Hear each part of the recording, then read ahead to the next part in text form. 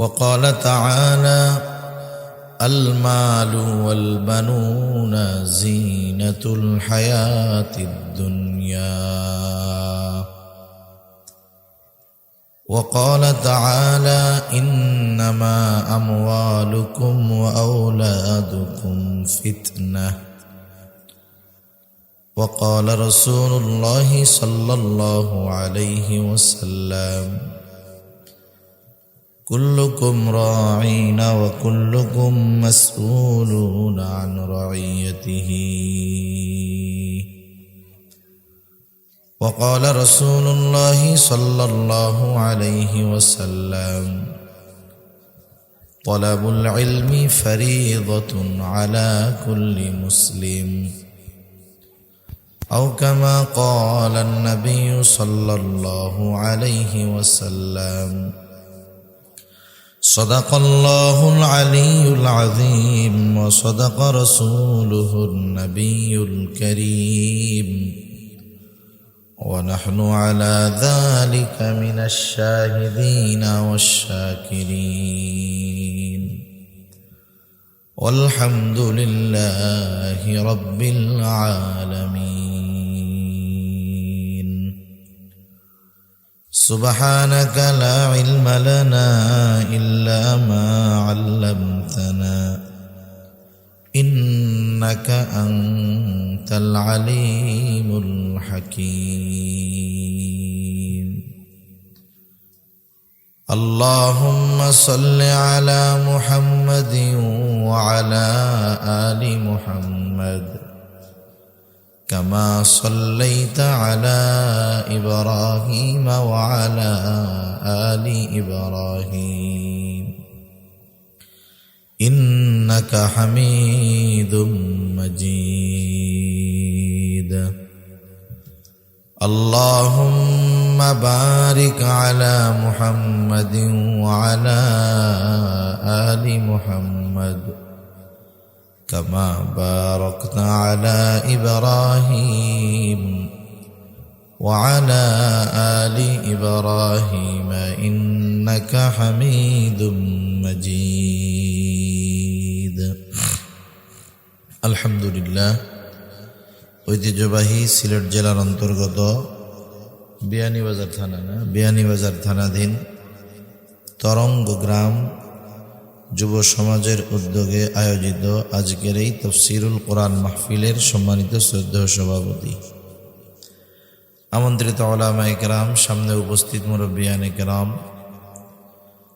সমবয়সী যুবক বন্ধু, স্নেহের ছোট ভাই এবং পর্দার অন্তরালে অবস্থানরতা সম্মানিতা শ্রদ্ধা মা ও বোন, দয়াময় আল্লাহ রাব্বুল আলামিনের দরবারে অগণিত শুকর যে মহান মালিক আমাদেরকে হাজারো মানুষের মধ্য থেকে যাচাই বাছাই করে হাদিসের ভাষায় জান্নাতের বাগানে কিছু দ্বীনি কথা বলবার এবং শ্রবণ করবার সুযোগ যে মহান মনিব দান করেছেন, সে মহান মনিবকে খুশি করার জন্য মহব্বতের সাথে জবান খুলে অন্তর থেকে আমরা একবার কালিমাতুশ শুকর পাঠ করি, আলহামদুলিল্লাহ। অগণিত দুরুদ ও সালাম সৈয়দুল আম্বিয়া, আশরাফুল আম্বিয়া, খাতামুল আম্বিয়া, ইমামুল মুরসালিন, রহমাতুল লিল আলামিন মুহাম্মাদুর রাসূলুল্লাহ সাল্লাল্লাহু আলাইহি ওয়াসাল্লামের উপর।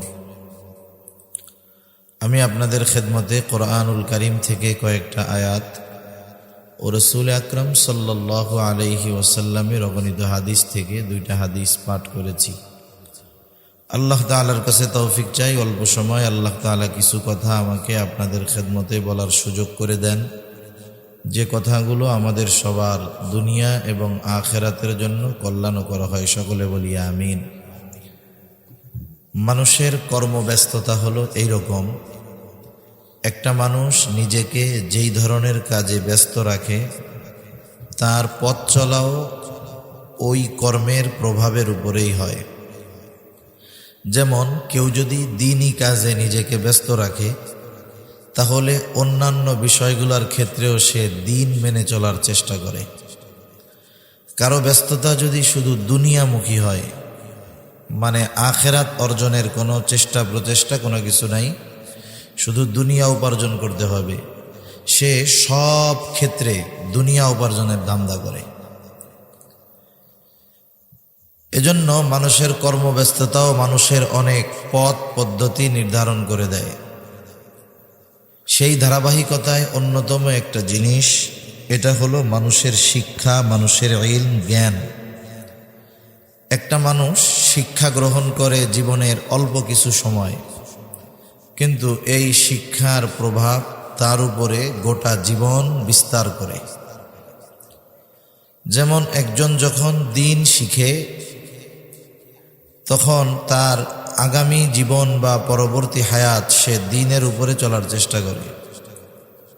যখন সে জাগতিক শিক্ষায় শিক্ষিত হয় দ্বীনকে বাদ দিয়ে, তখন সে ওই শিক্ষার দ্বারা শুধু দুনিয়া উপার্জনের চেষ্টা করে। আমি যে কথাটা বোঝানোর জন্য এই দুইটা মিসাল দিলাম, মূলত হলো একটা মানুষের শিক্ষা তার ভবিষ্যৎ কেমন হবে এই বিষয়টাকে মোটামুটি নির্ধারণ করে দেয়। আপনারা জেনে থাকবেন, আমাদের দেশে চলতি বছর সহ গত বছরেও যখন নতুন পাঠ্যপুস্তক দেওয়া হলো, আপনাদের অনেকের আত্মীয় স্বজন তো প্রাইমারি স্কুল, হাই স্কুলে পড়ে নাকি? সে কথা বলার আগে আর একটা কথা বলার দরকার। আসলে শিক্ষার উদ্দেশ্যটা কি? শিক্ষার মূল উদ্দেশ্য উপার্জন করা, ভালো চাকরি পাওয়া, মূল কিন্তু এটা ছিল না। আমরা যখন শিক্ষার মূল উদ্দেশ্য থেকে বের হয়ে গিয়েছি, শিক্ষার মূল উদ্দেশ্যটা যখন আমাদের অজানা হয়ে গেছে, অথবা উদ্দেশ্যটা মূল উদ্দেশ্যের বাইরে চলে গেছে, তখন স্টুডেন্ট যারা ছাত্র ছাত্রী, এরা লেখাপড়া করার পরেও আদবওয়ালা হয় না, ভদ্র হয় না, বরং দিন যায় আরো বেয়াদব হয়। স্বাভাবিক উচিত কি ছিল? যে যত উচ্চ শিক্ষিত হবে সে তত মার্জিত, ভদ্র, বিনয়ী হবে। কিন্তু আমাদের দেশে জাগতিক লাইনের শিক্ষায় যে যত উপরে যায় সে তত বড় বেয়াদব হয়। উচ্চ শিক্ষা গ্রহণ করে উচ্চ বেয়াদব হয়। শিক্ষার মূল উদ্দেশ্যটা ছিল একটা মানুষ শিক্ষা অর্জনের মাধ্যমে সে একজন ভালো মানুষে পরিণত হবে। শিক্ষার মূল উদ্দেশ্য কখনো উপার্জন নয়, ভালো চাকরি নয়। কিন্তু এখনকার জামানার দিকে যদি আপনি নজর দেন, যে জাগতিক যেই শিক্ষা কেন অর্জন করে? কারণ প্রত্যেকটা শিক্ষার্থী চায় যে আমি এই শিক্ষার মাধ্যমে দুনিয়ার লাইনের বড় কিছু হব। এই জন্য শিক্ষা থেকে মূল বিষয় গ্রহণ করার আগ্রহ কারো নাই। সকলে চায় আমার রেজাল্ট ভালো হবে, ভালো ভার্সিটিতে চান্স পাবো, ওখান থেকে বিসিএস ক্যাডার হব, বড় সরকারি চাকরি পাবো, বেতন যা পাই আর পাই, আউট ইনকাম যা হবে তা দিয়ে বেগমপাড়ায় 10-15টা বাড়ি বানায় ফেলতে পারবো। এখন বলেন, এই উদ্দেশ্য নিয়ে কেউ যদি লেখাপড়া শুরু করে, ও কি কোনোদিন সুনাগরিকে পরিণত হবে? যেই শিক্ষার উদ্দেশ্য এইটা, সেই শিক্ষা গ্রহণ করলে মানুষ যেমন পরিপূর্ণ হবে না, জাতিও তেমন পূর্ণতা লাভ করতে পারবে না। আমরা একটা প্রবাদ আগে পড়ছি ছোটবেলায় স্কুলে, ভুলও হইতে পারে, education is the backbone of nation. শিক্ষা হলো জাতির মেরুদণ্ড। অথচ দেখা যাচ্ছে শিক্ষা গ্রহণ করে জাতির মেরুদণ্ড সোজা করার কথা। মানে একটা জাতিকে শিক্ষিত মানুষরা গোটা দুনিয়ার সামনে রিপ্রেজেন্ট করবে যে আমাদের দেশ নীতি নৈতিকতার দেশ, আমাদের দেশের মধ্যে কোনো দুর্নীতি নাই, আমাদের দেশ একেবারে সব দিক দিয়ে ভালো, কোনো সমস্যা নাই। কিন্তু দেখা যাচ্ছে যারা এই দেশে উচ্চ শিক্ষায় শিক্ষিত হচ্ছে, এই দেশের প্রত্যেকটা ক্ষেত্রে মেরুদণ্ড তারাই ভাঙতেছে। আপনার অর্থনৈতিক মেরুদণ্ড, আমাদের দেশের অর্থনৈতিক মেরুদণ্ড শেষ। এটা যারা বুঝে তাদের অত বলা লাগে না। আচ্ছা বলেন তো, অর্থনীতি তো এদেশের মোটামুটি শেষ। এখন এই অর্থনৈতিক মেরুদণ্ড ভেঙে ফেলার পেছনে হুজুররা দায়ী, মাদ্রাসার শিক্ষক দায়ী, আপনি এদেশের কয়জন আলেমকে পাবেন যে তার দেশের বাইরে কোনো প্রপার্টি আছে, কোনো সম্পদ আছে, বাড়ি আছে? আমার মনে হয় একজনকেও পাবেন না।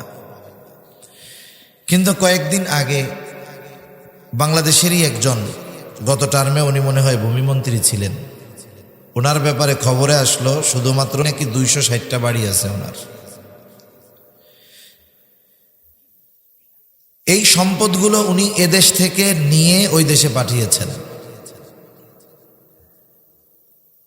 এই যে প্রপার্টি সম্পদ উনি পাঠালেন, দেশের অর্থটা বিদেশে পাচার করলেন।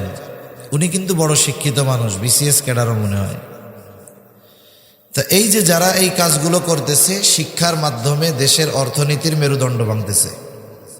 সাথে সাথে অর্থের চাইতে বড় সম্পদ তো ক্যারেক্টার। ইংরেজির আরেকটা প্রবাদ আছে যে money is lost, nothing is lost, health is lost, something is lost, but character is lost, everything is lost. অর্থনৈতিক মেরুদণ্ড যদি ভেঙে যায়, এটাকে মানুষ পরিশ্রম, কষ্টের মাধ্যমে একসময় দাঁড়া করতে পারে। অনেক মুরব্বী আছেন, মুক্তিযুদ্ধ হয়তো দেখছেন। এই মুক্তিযুদ্ধের সময় আমাদের দেশের কত ক্ষয়ক্ষতি হয়েছে। এর আগে সোনামলের কথা যারা জানেন, 200 বছর ব্রিটিশরা আমাদের এই উপমহাদেশ শাসন করছে। এই 200 বছর তারা আমাদের কিছু দেয় নাই, এরা কিন্তু সব নিছে। অনেকে বলতে পারেন হুজুর অনেক জায়গায় এই জিনিসগুলো আছে, অনেক রেল লাইন, রেলপথ, ব্রিজ, স্থাপনা, এগুলা যে আছে এগুলো তো আমাদের জন্য করছে। না না, এদেশে রেল লাইন, ব্রিজ, সেতু এগুলা করছে কারণ হলো তৎকালীন সময়ে তারা সম্পদগুলো দেশে পাঠাতো বোম্বে থেকে। এখন বাংলাদেশ থেকে বা এই জায়গা থেকে ট্রাকে ট্রাকে সেই বোম্বে নেওয়া তো কঠিন। এই জন্য বড় শক্তপোক্ত ব্রিজ আর রেল লাইন করছে, এদেশের সম্পদগুলো যে ল্যান্ডে নিতে তাদের সহজ হয়। এই জন্য এখন আমাদের অর্থনৈতিক মেরুদণ্ড অনেক আগের থেকে ভেঙে দেওয়ার পরেও এটা পড়ে গেছে, আবার দাঁড়িয়ে গেছে, পড়ে গেছে, আবার দাঁড়িয়ে গেছে। কিন্তু আফসোস লাগে, জাগতিক শিক্ষায় শিক্ষিত মানুষগুলো শুধু আমাদের অর্থনৈতিক মেরুদণ্ড নয়, আমাদের এই প্রজন্ম, আগামী প্রজন্মের চারিত্রিক মেরুদণ্ডকেও তারা ভেঙে দিচ্ছে। এমন শিক্ষা ব্যবস্থার প্রণয়ন তারা করতেছে যার দ্বারা আগামী প্রজন্ম জানোয়ারের চাইতে বেশি খারাপ হয়ে যাবে। যেই শিক্ষা গ্রহণ করার দ্বারা দ্বীনি ইলম, দ্বীনের উপরে চলা তো বহুদূর, বরং দ্বীন থেকে বহু দূরে তারা চলে যাবে। এজন্য আগামী প্রজন্মকে রক্ষা করার জন্য প্রত্যেকটা সচেতন অভিভাবককে এখন থেকেই আগামীর টার্গেট নির্ধারণ করার দরকার। একটা জিনিস আমাদের মনে রাখতে হবে, এদেশে 17 কোটি মানুষ, বেশি হবে কম হবে না। সরকারি চাকরি করে কয় লক্ষ? সর্বোচ্চ হায়েস্ট সবাই মিলিয়ে 20 লাখ হইতে পারে সর্বোচ্চ, এটা কম হবে আরো হয়তো। ওই ফার্স্ট ক্লাস থেকে একেবারে 4 ক্লাস পর্যন্ত যা আছে সব মিলিয়ে 20 লাখ হবে হয়তো, সামথিং বা কমও হতে পারে। ডিফেন্স, সেনাবাহিনী, নৌবাহিনী, পুলিশ সব ধরে। তার মানে এদেশের বিশাল একটা অংশ সরকারি চাকরি করে না। এজন্য আমরা একটা বিষয়ে প্রতিজ্ঞাবদ্ধ হব, আমরা আমাদের আগামী প্রজন্মকে লেখাপড়া শেখাবো মানুষের মতো মানুষ হওয়ার জন্য, আর উপার্জনের জন্য তাদেরকে কর্মঠ করে তুলব। উপার্জনের জন্য কাজ শেখাবো, আর মানুষ হওয়ার জন্য তাদেরকে আমরা শিক্ষা গ্রহণ করাবো। এখন প্রশ্ন হলো, শিক্ষার মূল উদ্দেশ্য হলো সুনাগরিক হওয়া, ভালো মানুষ হওয়া, নৈতিক চরিত্র সম্পন্ন হওয়া। এখন আমাকে অ্যানালাইসিস করতে হবে কোন শিক্ষার দ্বারা শিক্ষার মূল উদ্দেশ্য আমার অর্জিত হবে। এটা যদি সাধারণ জেনারেল সিলেবাসের মাধ্যমে অর্জিত হয় আপনি করাবেন, আর যদি দেখেন না আমাদের জেনারেল কারিকুলামের মাধ্যমে আমার সন্তান আমার জাহান্নামে যাওয়ার কারণ হবে, তাহলে বিকল্প ব্যবস্থা আপনার হাতে আছে। আপনি সন্তানকে ধর্মীয় শিক্ষায় শিক্ষিত করবেন, তাহলে সে সুনাগরিক হবে। হয়তো জাগতিক বড় চাকরি তা সে পাবে না, কিন্তু আশা করা যায় নীতি নৈতিকতা সম্পন্ন মানুষ হওয়ার কারণে আল্লাহ সুবহানাহু ওয়া তাআলা এই দুনিয়ায় তাকে রিজিকের অভাবে ইনশাআল্লাহ ফালাবে না। এজন্য সম্মানিত সুধী, যে কথাগুলো বলতে চাচ্ছি আসলে অনেক লম্বা কথা হয়ে যাবে। আমি যেই আয়াতগুলো আপনাদের খেদমতে তিলাওয়াত করেছি, প্রথমত যেই আয়াতটা আমি তিলাওয়াত করেছি, আল্লাহ তাআলা সূরা তাহরিমের মধ্যে বলেন, ইয়া আইয়ুহাল্লাযীনা আমানু কু আনফুসাকুম ওয়া আহলিকুম নারা ওয়াকুদুহান নাসু ওয়াল হিজারা। আল্লাহ রাব্বুল আলামিন বলেন, হে ঈমানদারেরা, নিজেকে জাহান্নাম থেকে বাঁচাও, তোমার অধীনস্থদেরকেও জাহান্নামের আগুন থেকে বাঁচাও। প্রথম প্রশ্ন, নিজেকে কেমনে জাহান্নাম থেকে বাঁচাবো? জবাব হলো, ঈমান তো এনেছো, গুনাহ ছাড়ো, নেকের কাজ করো, তথা আল্লাহ তাআলার আদেশ নিষেধ মান্য করার মাধ্যমে তুমি নিজেকে জাহান্নাম থেকে বাঁচাও। নিজের জীবনটাকে শরীয়তের আলোকে পরিচালিত করো, নিজেকে পরিপূর্ণ ইসলামের মধ্যে দাখিল করো। এজন্য আল্লাহ রাব্বুল আলামিন কুরআনুল কারীমের মধ্যে জানায় দেন, ইয়া আইয়ুহাল্লাযীনা আমানু দুখুলু ফিস সিলমি কাফা। আল্লাহ তাআলা বলেন, হে ঈমানদারেরা, তোমরা পরিপূর্ণভাবে ইসলামের মধ্যে দাখিল হয়ে যাও, অন্তর্ভুক্ত হয়ে যাও। তার মানে তোমার গোটা জীবনের সব ক্ষেত্রে তুমি ইসলামকে প্রাধান্য দাও। আর ইসলাম হলো এমন এক জীবন ব্যবস্থা, এমন এক দিন যেখানে মানব জীবনের এমন কোনো দিক নাই যেই জায়গায় ইসলামের দিক নির্দেশনা নাই। কেউ যদি মনে করে জীবনের প্রত্যেকটা ক্ষেত্রে ইসলামের অনুশাসন মেনে চলার সুযোগ নাই, তার মানে এই চিন্তার দ্বারা, এই কথার দ্বারা সে ইসলামকে অপূর্ণাঙ্গ মনে করল। বলেন তো, যদি কেউ এটা মনে করে, বলে অথবা বিশ্বাস করে যে ইসলাম হলো পূর্ণাঙ্গ নয়, অপূর্ণাঙ্গ, বলেন তো তার ঈমান থাকবে নাকি চলে যাবে? কারণ আল্লাহ রাব্বুল আলামিন ইসলামকে, এই দিনকে পরিপূর্ণ হিসাবে ঘোষণা করেছেন। বিদায় হজের দিন আরাফার ময়দানে আল্লাহ রাব্বুল আলামিন ওহী নাজিল করে জানায় দেন, আল ইয়াউমা আকমালতু লাকুম দীনাকুম ওয়া আতমামতু আলাইকুম নি'মাতি ওয়া রাদিতু লাকুমুল ইসলাম দীনা।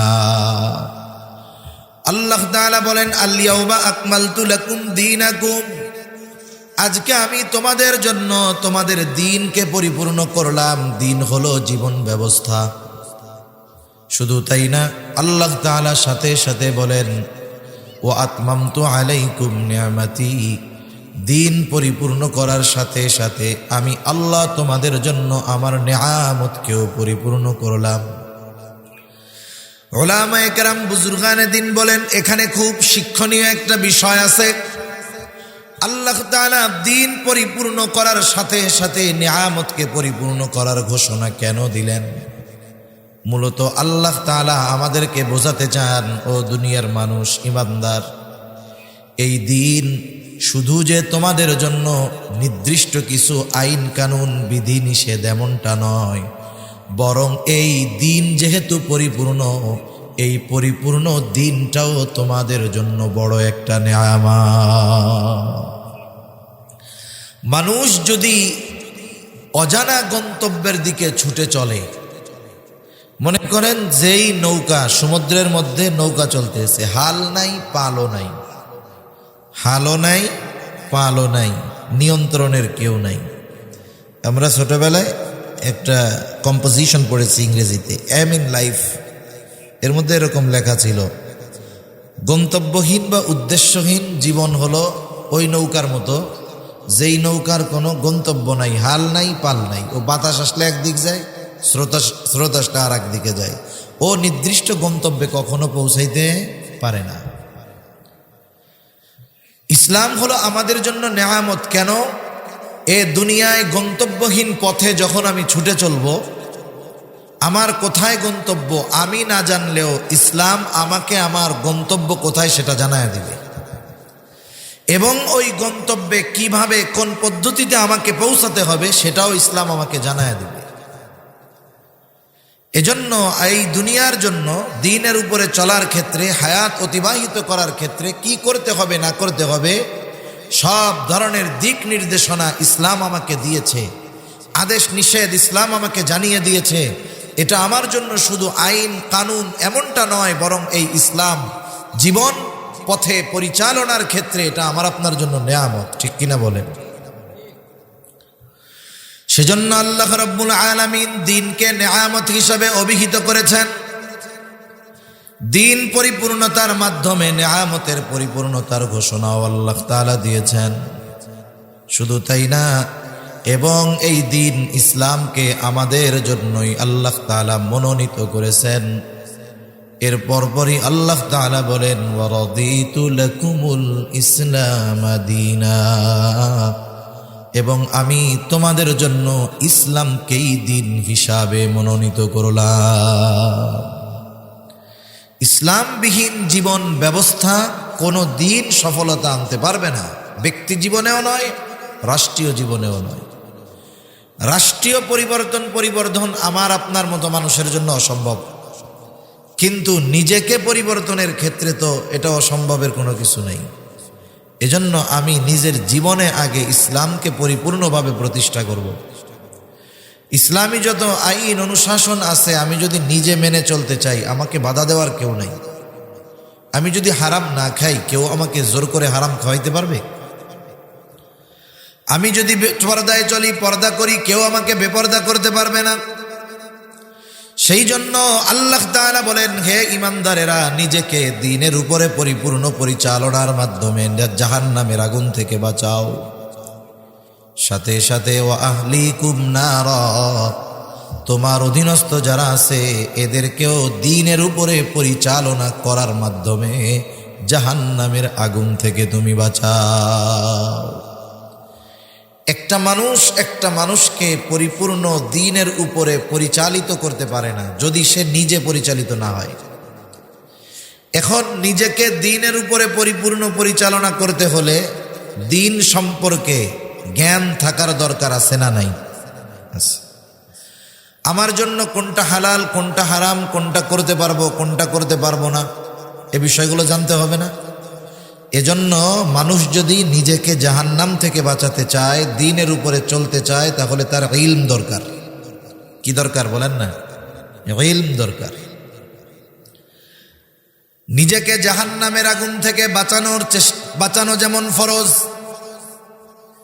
অনুরূপভাবে দ্বীনি ইলম অর্জন করাও ফরজ। কারণ দ্বীনি জ্ঞান ছাড়া কোনো মানুষ নিজেকে জাহান্নাম থেকে বাঁচাতে পারবে না। এই জন্য নবীজি এক হাদিসের মধ্যে বলেন, তলাবুল ইলমি ফারিদাতুন আলা কুল্লি মুসলিম, দ্বীনি ইলম শিক্ষা করা প্রত্যেক মুসলমানের উপরে ফরজ। সে পুরুষ হোক আর নারী হোক, প্রত্যেক মুসলিম নরনারীর উপরে দ্বীন শিক্ষা করা ফরজ। এখন কতটুকু দ্বীন শিক্ষা করতেই হবে, কতটুকু দ্বীন শিক্ষা করা ফরজ? উলামায়ে কেরাম বলেন, কমপক্ষে নিজে পরিপূর্ণ দ্বীনের উপরে চলতে পারে এতটুকু দ্বীন প্রত্যেককেই শিখতেই হবে। ফরজ বিষয়ের দ্বীন শিক্ষা করা ফরজ। মনে করেন নামাজ পড়া, এটা ফরজ। নামাজ সম্পৃক্ত সকল মাসালা শিক্ষা করাও ফরজ। এই জন্য আমাদেরকে দ্বীনের উপরে চলার জন্য যতটুকু দ্বীন শেখা দরকার অতটুকু শেখা ফরজ। যদি কেউ ওই পরিমাণ জ্ঞান অর্জন না করে তাহলে সে ফরজ তরকের গুনাহ করতেছে। আবার কেউ বলেন না শুধু নিজের জন্য হলে হবে না, কারণ আল্লাহ তাআলা বলেন, হে ঈমানদারেরা, নিজে জাহান্নামের আগুন থেকে বাঁচো, অধীনস্থদেরকেও বাঁচাও। তার মানে নিজে জাহান্নাম থেকে বাঁচার জন্য যতটুকু জ্ঞান শিখতে হবে, ইলম শিখতে হবে, ওইটুকুর সাথে সাথে অধীনস্থদেরকে দ্বীনের উপরে পরিচালনা করার জন্য যেই জ্ঞান, যেই ইলম দরকার সেটাও শিক্ষা করা ফরজ। তার মানে নিজে এবং অধীনস্থদেরকে জাহান্নাম থেকে বাঁচানোর জন্য যতটুক ইলমে দিন দরকার, এটা শিক্ষা করা ফরজ। মনে রাখবেন, আমাদের দেশে শিক্ষা ব্যবস্থা দুই ভাগে বিভক্ত। কয় ভাগে? দুই ভাগে। একটা হলো জাগতিক শিক্ষা আর একটা হলো ধর্মীয় শিক্ষা। জাগতিক শিক্ষাটা আবার দুই ভাগে বিভক্ত। একটা হলো জাগতিক উপকারী জ্ঞান, জাগতিক অনুপকারী জ্ঞান। জাগতিক মানে এই দুনিয়ার কিছু শিক্ষা আছে যেটা মানুষের জন্য কল্যাণকর, কিছু শিক্ষা আছে এর মধ্যে কোনো কল্যাণ নাই, বরং ওই শিক্ষা অর্জন করে জাহান্নামে যাওয়া লাগতে পারে। যেমন আমাদের পাঠ্যপুস্তকের মধ্যে এমন কিছু বিষয় ঢুকায় দেওয়ার চেষ্টা করে না, ওরা ঢুকায় দিছেও, প্রতিবাদ করা হইতেছে। আসলে প্রতিবাদ যে হিসাবে দরকার ছিল সেই হিসাবে আমরা করতে পারতেছি না। আমরা অভ্যন্তরীণ কলহ দ্বন্দ্বের মধ্যে লিপ্ত আছি, অথচ এই যে শিক্ষা ব্যবস্থার মধ্যে পাঠ্যপুস্তকের মধ্যে যেই বিষয়গুলো ঢুকায় দেওয়া হলো, এই বিষয়গুলো ঢুকায় দেওয়ার মাধ্যমে নির্দিষ্ট কোনো দলের ক্ষতি তারা করতেছে তা না, বরং সব মুসলমানের ক্ষতি করতেছে, ইমানের ক্ষতি করতেছে। এটা একেবারে সহজ করে তুলে ধরতে চাচ্ছে। আগামী প্রজন্মকে দিনহীন করার যেই শিক্ষা ব্যবস্থা, যেই পাঠ্যপুস্তক প্রণয়ন করা হচ্ছে, এর প্রতিবাদ দল মত নির্বিশেষে সকল ধর্মের মানুষের করার দরকার ছিল। এখন বলতে পারেন সব ধর্মের কেন? ইসলাম যেমন এই ইস্যুর বিষয়ে সরাসরি ফতোয়া, এ বিষয়ের কোনো সুযোগ নাই, এই বিষয়টা মাইনা নিলেই তো সে বেঈমান। অন্যান্য ধর্মের মধ্যেও এই বিষয়টা মেনে নেওয়ার কোনো সুযোগ নাই। এজন্য উচিত ছিল এটাকে শুধু ধর্মীয় ইস্যু মনে করে মুসলিমরাই, বরং এটাকে জাতীয় আন্তর্জাতিক ইস্যু মনে করে সকল ধর্মের মানুষের সম্মিলিত প্রতিবাদ দরকার ছিল। কিন্তু আফসোস, আমাদের দেশের যারা শীর্ষস্থানীয়, যারা এটার প্রতিবাদ করবে, হয়তো তারা আমাদের সাধারণ মানুষের কাছে কথাটাগুলোকে ওইভাবে গুরুত্ব সহকারে আমরা পৌঁছাইতে পারি না। এটা আমাদের ব্যর্থতা। জনসাধারণকে সচেতন করার দরকার ছিল, কিন্তু আমরা হয়তো পারি নাই। তাহলে জাগতিক শিক্ষা দুই ভাগে বিভক্ত, একটা হলো কল্যাণকর আর একটা হলো অকল্যাণকর। যেমন জাগতিক শিক্ষার একটা শিক্ষা আছে, জাগতিক শিক্ষায় শিক্ষা দেওয়া হয়, যেমন মানুষ হইছে বলে বানর থেকে, নাউজুবিল্লাহ বলেন। এখন মানুষ কেমনে হইল? আল্লাহ তাআলা কোরআনুল করিম এবং রাসূলুল্লাহ সাল্লাল্লাহু আলাইহি ওয়াসাল্লাম হাদিসের মধ্যে ব্যাখ্যা সহকারে সুস্পষ্টভাবে মানুষ কোথার থেকে কিভাবে সৃষ্টি হয়েছে একেবারে সুস্পষ্টভাবে কোরআন এবং হাদিসের মধ্যে স্পষ্ট বর্ণনা আছে। এখন কেউ যদি বলে মানুষ আস্তে আস্তে বিবর্তনের মাধ্যমে বানরের থেকে পরিবর্তন হইতে হইতে মানুষ হয়েছে, তাহলে কোরআনের 100 আয়াতের কাছাকাছি মনে হয় হবে অবিশ্বাস করা হবে। এখন বলেন তো, এই বিবর্তনবাদ আমার আপনার কোনো সন্তান, ভাই, বোন এরা যদি বিশ্বাস করে নেয়, ঈমান থাকবে নাকি যাবে? তাহলে জাগতিক শিক্ষার একটা পার্ট এটা ক্ষতিকর, উপকারহীন, এতটা উপকারহীন যে ওটা বেঈমান বানায় ফেলতে পারে। জাগতিক শিক্ষার আর একটা পার্ট সেটা উপকার। যেমন মাদ্রাসায় পড়ে ডাক্তার হওয়া যাবে না, এটা বাস্তব কথা। কওমি মাদ্রাসায় পড়ে ডাক্তার হইতে পারবে না। ইঞ্জিনিয়ার হতে পারবে না, কারণ এখানে ওই সাবজেক্ট পড়ানো হয় না, জাগতিক লাইনে পড়ানো হয়। এখন একজন ডাক্তার হলো, ইঞ্জিনিয়ার হলো, এটা উপকারী শিক্ষা। উপকারী জ্ঞান, এই জ্ঞান অর্জনে ইসলাম কখনো মানা করে না, বরং কিছু কিছু ক্ষেত্রে উদ্বুদ্ধ করে। এখন এই জাগতিক উপকারী শিক্ষা পরকালীন উপকারের কারণ হতে পারে। কেমনে? মনে করেন একজন ডাক্তার হয়েছে, আমাদের দেশে ডাক্তার হইলে এটা তো সোনার হরিণ, কোনো মতে চেম্বার একটা দিতে পারলে হইছে। সুস্থ মানুষও যদি তার কাছে যায়, 1500-2000 টাকা ভিজিট নেওয়ার পরে কোনো রোগ নাই, ও দেখাই বুঝছে যে কোনো রোগ এই লোকের নেই, এরপরেও 30,000 টাকার টেস্ট দিয়া দিবে, বলবে এই টেস্টগুলো করে আপনি আমাকে 15 দিন পরে দেখাবেন। এখন 30,000 টাকার টেস্ট আবার বলে দেয়, শোনেন ওই ডায়াগনস্টিক সেন্টারেই কিন্তু করবেন।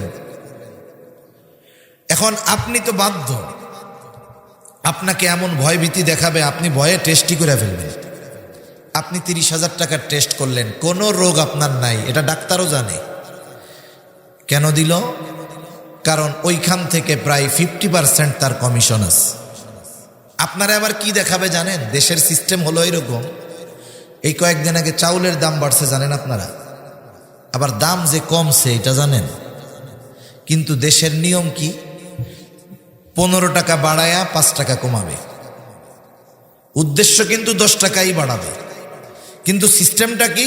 বাড়ানোর ঘোষণা দিবে 15 টাকা, আর গভর্নমেন্ট তৎপর হয়ে উঠবে, এগুলো করা যাবে না, এই কমাও কমাও কমাও। কমাইবে কত? 5 টাকা। এটাই ওদের সাথে কন্ডিশন ছিল যে আমরা এরকম করব, আপনারা এরকম করবেন। তাইলে সাপও ভাঙলো না, সাপও মরলো, লাঠিও ভাঙলো না। এটা একটা পলিসি। আপনারা আবার বলবে, হুজুর আপনি তো আমার মহব্বতের মানুষ, আপনার জন্য 20% ডিসকাউন্ট করে দিলাম। আপনি চিন্তা করবেন, ওরে বাবা আমারে খুব মহব্বত করে, 20% ডিসকাউন্ট দিয়ে দিছে আমারে। আসলে কাহিনীটা কি? আপনারেও খুশি রাখলো, আবার কামাইও করলো। আবার কয়দিন পরে যখন দেখাইতে যাবেন তখন আবার হাফ ভিজিট দিবেন। এই ধরনের ডাক্তার সমাজে কম না বেশি?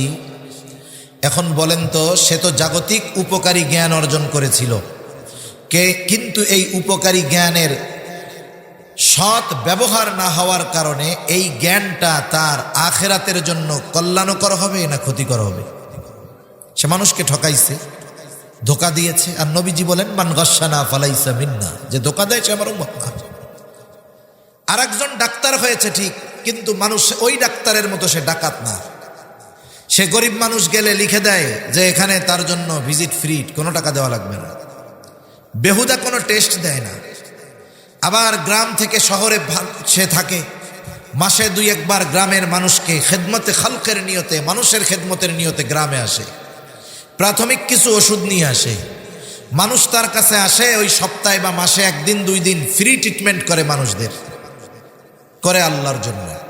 এখন বলেন তো, তার এই উপকারী জ্ঞানটা তাকে দুনিয়াতে যেমন কল্যাণকর জিনিসের ব্যবস্থা করবে, আখিরাতেও তার জন্য এই কাজ নাজাতের কারণ হতে পারে কি পারে না? দুনিয়াবি উপকারী জ্ঞান তখনই কাজে লাগবে যখন ওই দুনিয়াবি উপকারী জ্ঞানের সাথে দ্বীনের সমন্বয় থাকবে। এই যে ব্যক্তিটা দ্বীন ঢুকায় দিছে কি, যে আমি মানুষের এই খেদমতটা করতেছি আল্লাহর জন্য, মানুষকে ঠকাবো না, আমি সুস্থতার সাথে আমি মানুষের জন্য একেবারে নিবেদিত প্রাণ হব, আমার তো আল্লাহ তাআলা দিচ্ছে কিছু উপকার তাদের জন্য করব। এতে কি হলো? দুনিয়াও অর্জন হলো, এর সাথে দ্বীনকে একটু মিশায়া দেওয়ার কারণে এটা তার আখিরাতের জন্য কল্যাণকর হয়ে গেল। এবার আসেন ধর্মীয় শিক্ষা। ধর্মীয় শিক্ষাটাও 2 ভাগে বিভক্ত।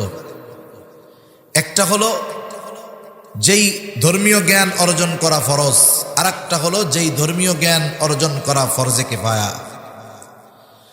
যেই জ্ঞানটা ফরজ, ওই ফরজ পরিমাণ জ্ঞান প্রত্যেকটা মুসলমানের জন্য শিক্ষা করা ফরজ।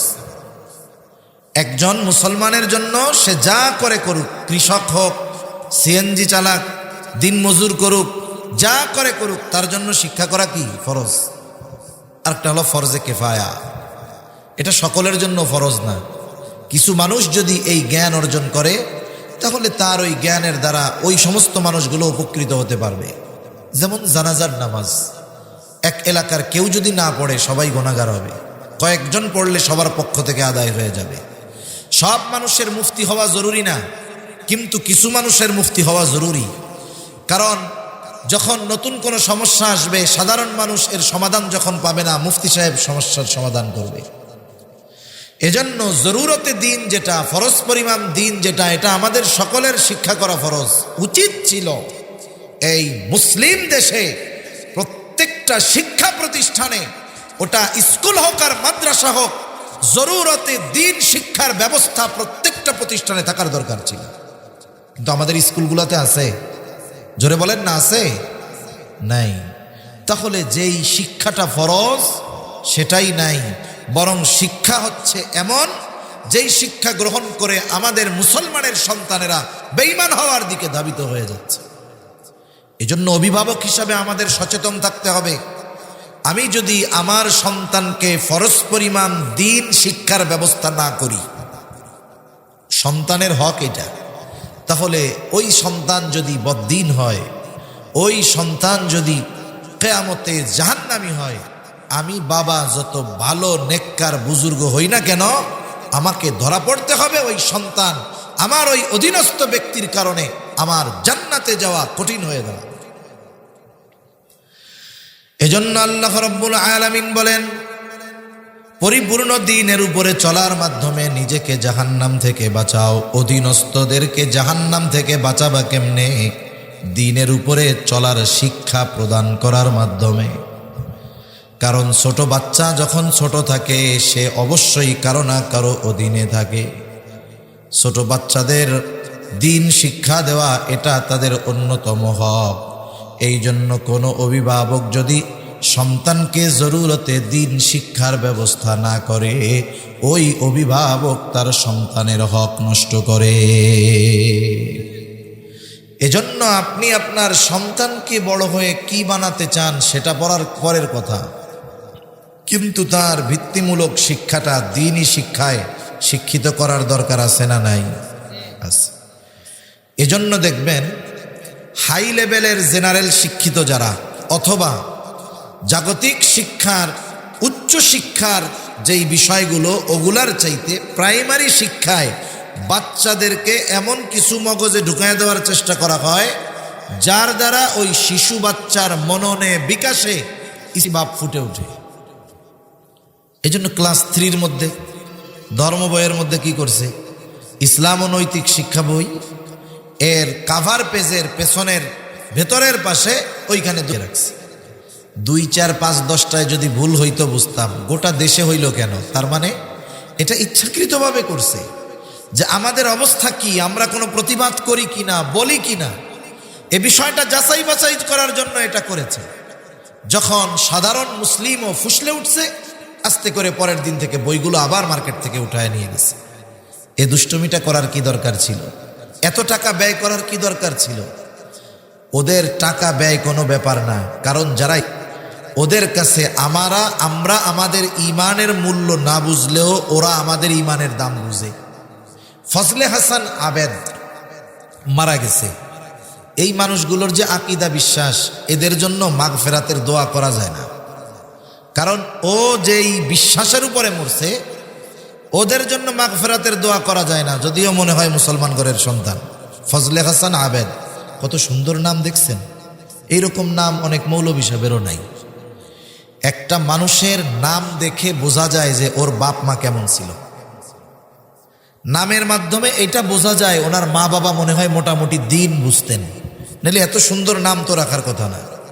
সদু মধু কদু রাখত নাম তৈলে, এত সুন্দর নাম রাখছে।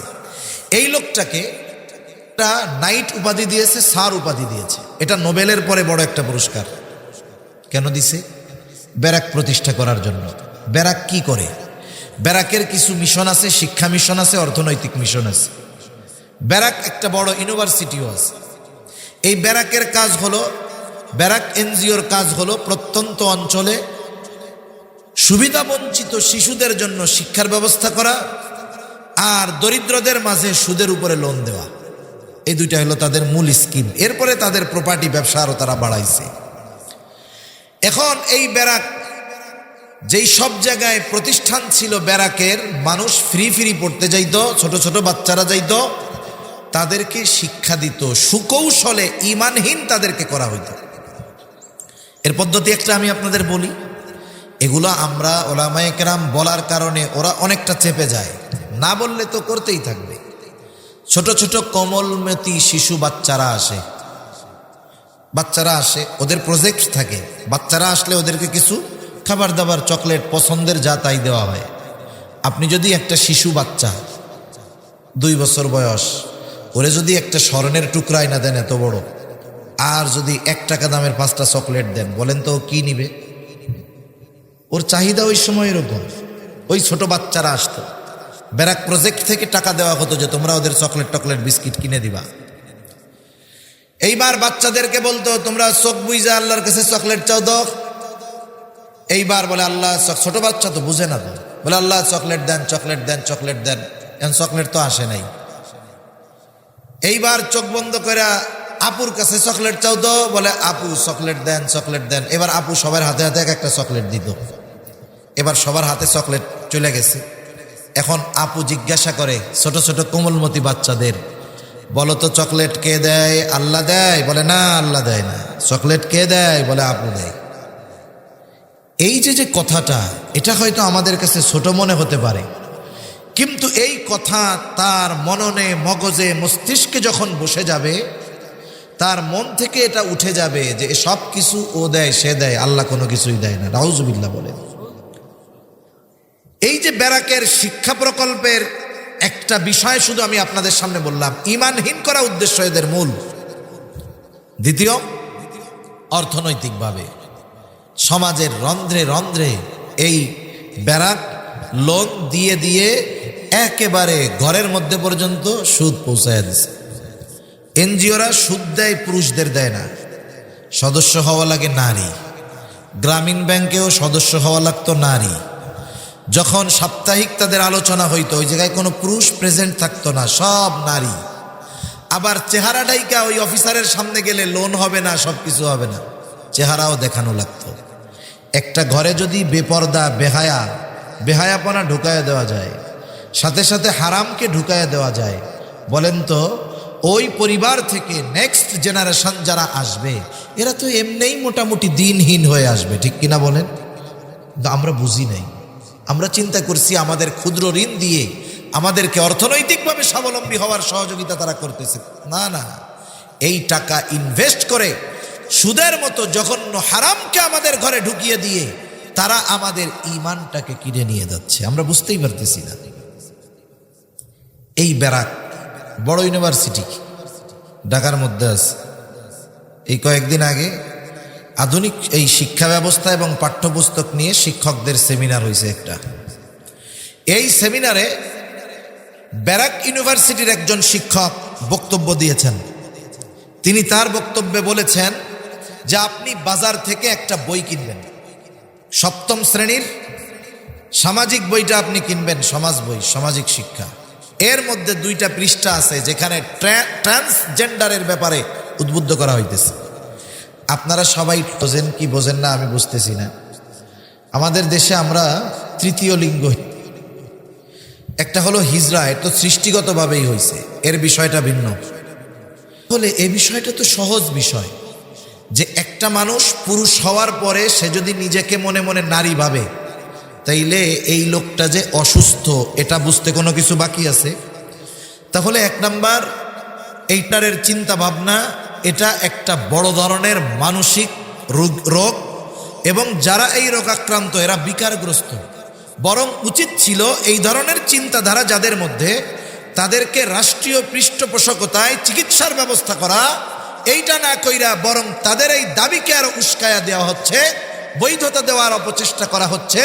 তাহলে কি হবে দেখেন, মুসলিম সভ্যতা বাদ দেন, মুসলিম ধর্মের কথা বাদ দেন, হিন্দু বৌদ্ধ খ্রিস্টান সব ধর্মের কথাই আপনি আনেন, কারো ঘরে হইছে ছেলে, ওই লোক যদি কয়দিন পরে যদি বলে আব্বা আমার তো মেয়ে মেয়ে মনে হইতেছে, তাইলে যে সামাজিক চেন, পারিবারিক চেন, পারিবারিক ধারাবাহিকতা, এগুলো কি অক্ষুণ্ণ থাকবে?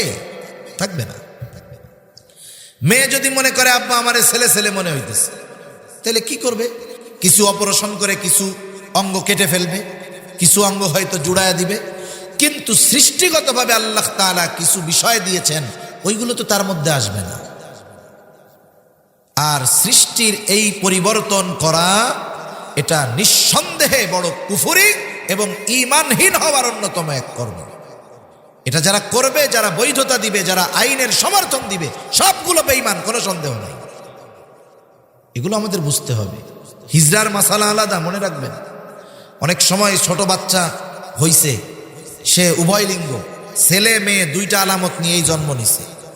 বঙ্গবন্ধু মেডিকেল কলেজ বিশ্ববিদ্যালয়ের একজন প্রফেসর, শিশু বিশেষজ্ঞ, উনি বলতেছেন আমাদের সমাজে সচেতনতার অভাব, এই জন্য অভিভাবক লজ্জায় যখন কোনো বাচ্চা হয় একে চিকিৎসকের কাছে নেয় না। অথচ যদি চিকিৎসকের কাছে ছোটবেলায় নিত, এই ছোট্ট একটা অপারেশনের মাধ্যমে তার এই সমস্যাটা দূর করা যাইত। হয়তো তো ছেলেও হইতো না, মেয়ে যে কোনো এক হয়ে যাইতো, কোনো সমস্যা ছিল না। কিন্তু এনারা আনে না। এরপরেও বড় হওয়ার পরেও কোনো হিলা যার মধ্যে দুইটাই আছে, মানে পুরুষের আলামতও আছে, নারীর আলামতও আছে। মাসালা হইল, নারীর আলামত যদি বেশি থাকে সে নারী হিসাবে ধর্তব্য হবে, পুরুষের আলামত বেশি থাকলে পুরুষ হিসাবে ধর্তব্য হবে।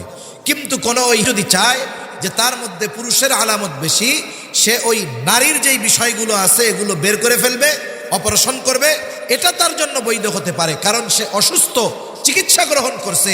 আর একজন পরিপূর্ণ ছেলে সে কিভাবে অপারেশনের মাধ্যমে নিজে নারী হতে চায়, এটা নিঃসন্দেহে বিকারগ্রস্ত আর মানসিক রোগী ছাড়া কোনো সময় সম্ভব হতে পারে না। এই বিষয়গুলো আমাদের বুঝতে হবে। এই শিক্ষাগুলো আমাদের হাই স্কুল, কলেজে, প্রাইমারি শিক্ষায় আমাদের বাচ্চাদেরকে শিক্ষা দেওয়ার প্রচেষ্টা চলতেছে। ও যখন একটা জিনিস বারবার বারবার বারবার বারবার পড়বে, ও এই খারাপ জটিল বিষয়টাকে সিম্পল মনে করবে।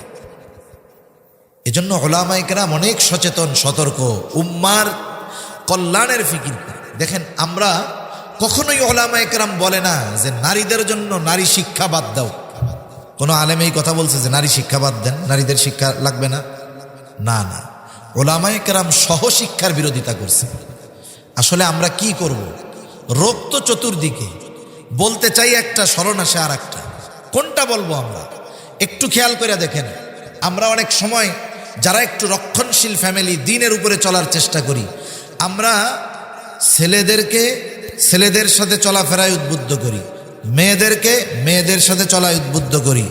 আবার দেখেন, এই জীবনে খেলাধুলার সামগ্রী, বাচ্চাদের খেলাধুলার সামগ্রী, ছেলেদেরটা দিয়ে ছেলেরা খেলবে, মেয়েদেরটা দিয়ে মেয়েরা খেলবে। এটা গ্রামে যাদের একটু দ্বীনি বুঝ আছে তারা এখনো সচেতন থাকে, ছেলেদেরকে মেয়েদের সাথে খেলাধুলা করতে দেয় না, ছোট হলেও। কেন দেয় না? উলামায়ে কেরাম এই ব্যাপারটা খুব সচেতনতার সাথে বলছেন যে একটা ছোট বাচ্চা, ছেলে যদি মেয়েদের জিনিসপত্র নিয়ে খেলাধুলা করে, মেয়ে সাজে, অনেক মা বাবা আছে বুঝে না, ছেলেটা সুন্দর, ওরে মাঝে মধ্যে মেয়ের মতো সাজায়, এটা বড় বোকামি কাজ। অনেক মা বাবা আছে আল্লাহ তাআলা ছেলে দেয় নাই, এইবার মেয়েটারে প্যান্ট গেঞ্জি টেঞ্জি পরাইয়া ওইটারে পোলাই বানায় ফেলছে। এসব কাজ খুব খারাপ। আপনি যে তাকে যেভাবে গড়ে উঠাচ্ছেন এর প্রভাব পূর্ণ তার উপরে পড়বে।